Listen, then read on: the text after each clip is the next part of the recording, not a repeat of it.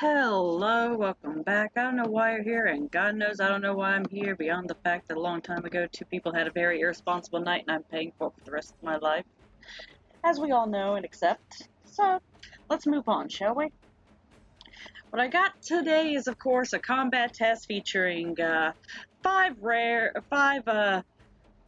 pretty common Shiki, who I'm sure everybody has. And these are just what as mentioned so many times, these are just my opinions, but this is also what I found works for me. So, let's start off with what we're doing, and start off over here with one of our favorite frogs. Not the favorite, we all definitely love our favorite froglets, of course. But, I digress. So, we have Jikikaeru, and I am mispronouncing that to hell and back, as we all know. I horribly suck at pronouncing things, but bear with me. Thank you. So, he's grade 5, skilled up, and his was a little more of a messing around with a lot of stuff, trying to figure out something that was going to work. So he's not an easy Shiki to figure things out for, I'll admit.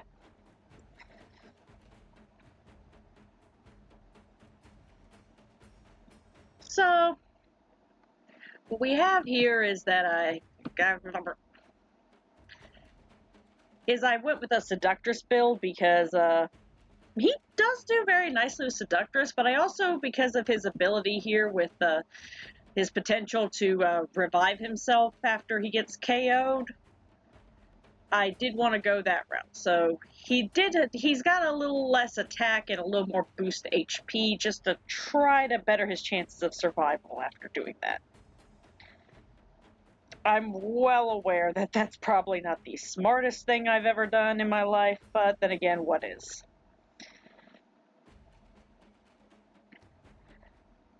So,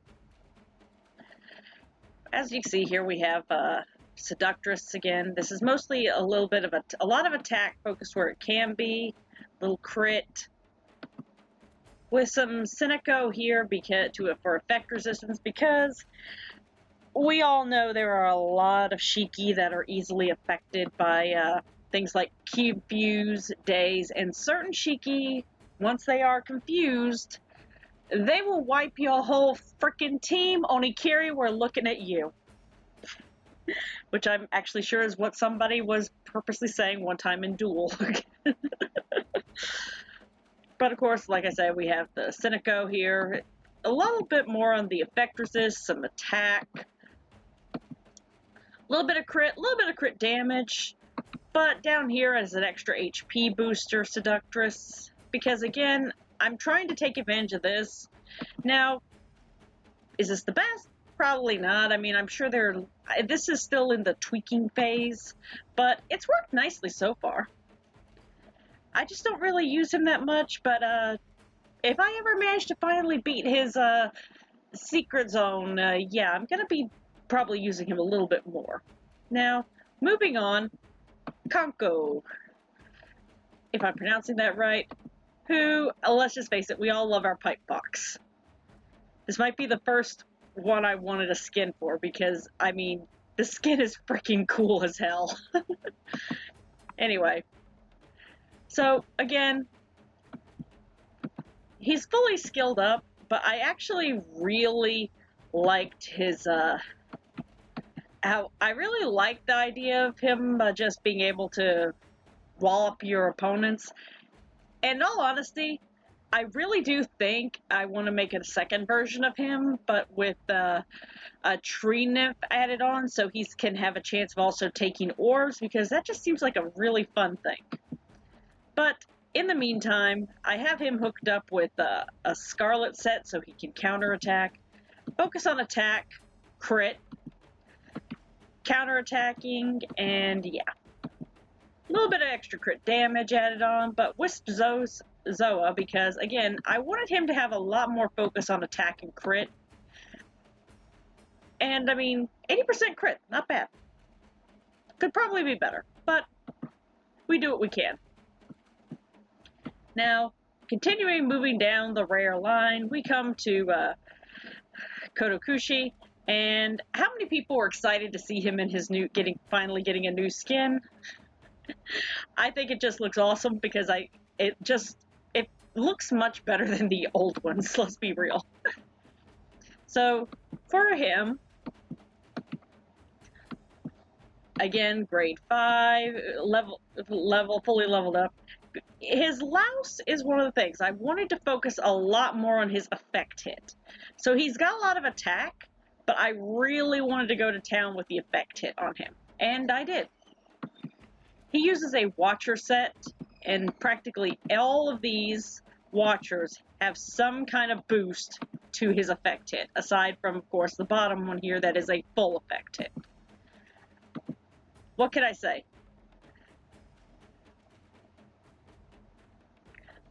The louse toxin is actually very useful.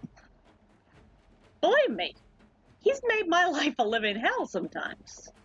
But I couldn't resist also adding Tsuchigumo to him because of the additional effect hit, as well as this lovely little passive effect down here with the Tsuchigumo marks, reducing speed and inflicting 10% indirect damage for one turn.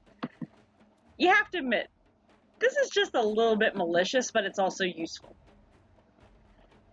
And really, it was kind of fitting.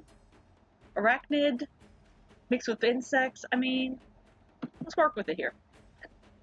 Of course, two others here that I'm sure everybody's had is Oguna and Doujo. And I think we all like our little bird girl a little bit more than her brother, but, you know, bear with. So in Doujo's case, since I wanted to put my focal point on her being a healer, because, yes,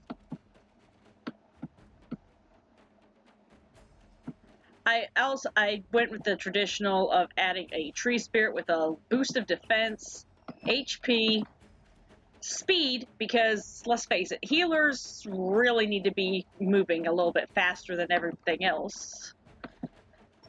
And of course, Dawn Fairy is here mostly for actually the added defense boost, and because I found something kind of cute about her being connected to the Dawn Fairy. Give me a break.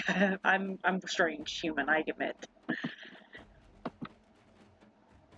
Now, of course, we then move on to, of course, Oguna, who, let's face it, I'm actually really excited to see if he gets a new skin like how Doujo got. That'd be cute as hell. But his focus is actually on keeping him alive, boosting his HP, and so that when you need him to, he can also do what he does. Of course, I did give him a little bit of effect hit, too, because of his blinding ability. What can I say?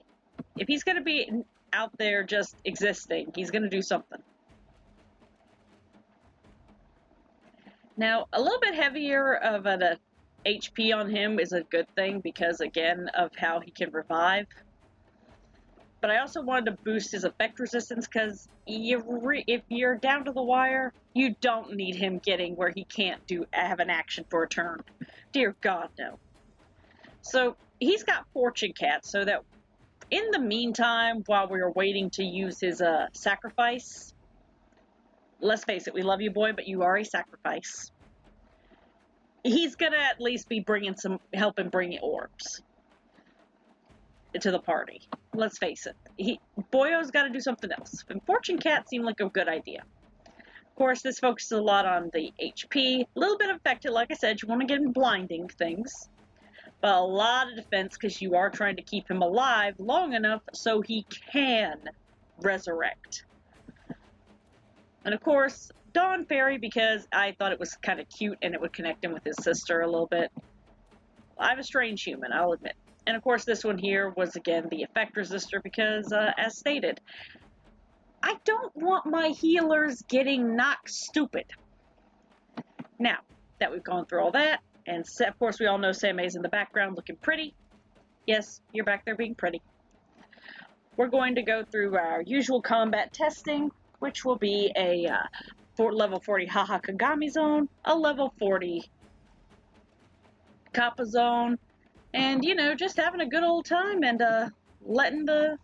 see what happens. So, if you'd rather knock off here, no shame, no shade. Just please do the Holy Trifecta of YouTube on your way out the door. But if you'd rather stick around and see what happens, hey, we can do this. So, let's do this, shall we? Go. Okay, let me switch you guys over. Goodness. Now, I'm sorry. I think Kanko is my favorite just because he looks like he's got basically a freaking rocket launcher.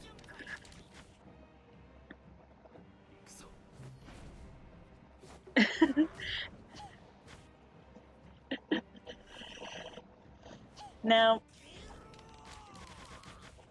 I definitely could stand to really boost Jikikaeru's attack a lot more, and I can admit this. But I really did want to boost his, but I found that he's a little more useful if he can actually resurrect, do his resurrection thing. Though it seems to be very unlikely that that happens. It seems like you're more likely to get Hoako using her passive dazing than you are him to do his resurrection thing. But who knows?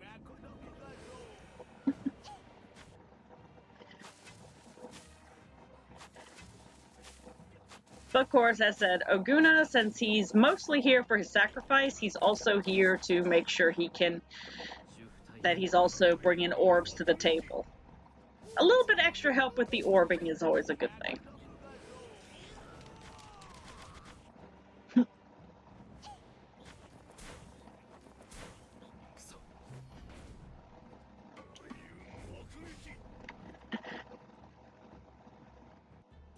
Okay, the game froze for a second there, but here we go.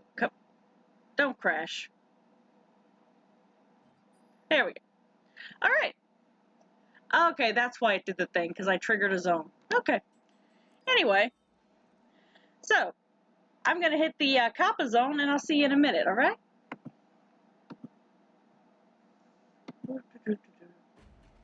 Alright, and we are back in the Kappa zone. We have Jikikaeru. We have Kappa. We have Kodokushi. We have Oguna. We have Doujo. We have Samei in the background looking pretty. We got some cannon fodder off to the side, so let's go hitting some Kappa.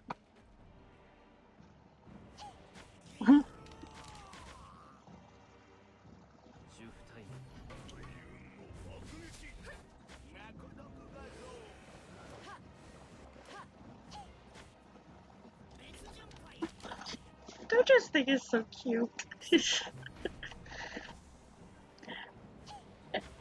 Honestly, I kind of like Kanko the best out of this whole little lineup. I don't think this team up works like permanently together, but it's fun.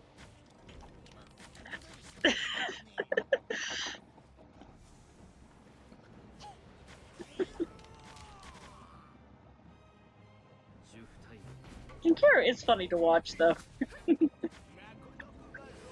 And that is why Oguna has Fortune Cat. If he's not going to be resurrecting somebody, he may as well be bringing some orbs to the party, too.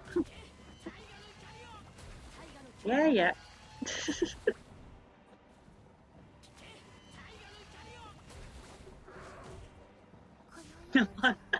There we go, Doujo. Yay! Alright, well, I'd say that was overall kind of fun. I mean, yeah, at least Oguna didn't have to use a sacrifice, but it did show that if you're not using him to resurrect, you can at least use him to help bring orbs in until you start hitting that +5 every single time. So, on that note, I'm going to knock off from here. Please do the Holy Trifecta of YouTube on your way out the door with like, comment, subscribe, leave suggestions, and I'll catch you next time, alright? See ya.